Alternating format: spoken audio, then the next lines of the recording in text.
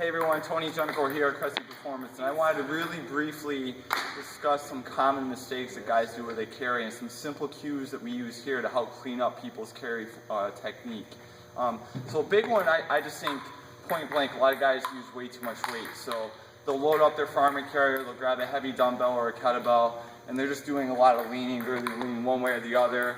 And a lot of things too we have to be pretty cognizant of, especially in the general population and the meathead population, the guys that lift a lot of heavy stuff and they present with a more depressed shoulder and extended posture, is when they grab one of the heavy attachments, that weight is just going to pull them down even more. So that's something that we also want to be aware of as well. So some really simple cues that we use here to help clean up people's technique is to own their rib position. So basically what I mean by that is I don't want them to be extended out and have that rib flare and that extended posture. So one simple thing I say is to own your rib position.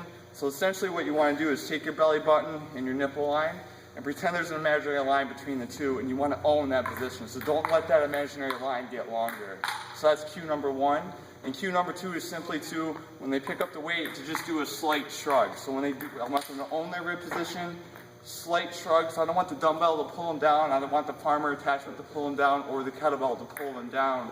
So I'll tell people to slight shrug, make sure they stay nice and upright. There shouldn't be any compensating, and to slow themselves down and think a little bit more heel to toe walk rather than really fast or really long strides. So the objective here is to prevent yourself from leaning over to any one side and to keep it as controlled as possible. So those are just some simple cues to use to clean up your carry technique, and hopefully you'll try them out today.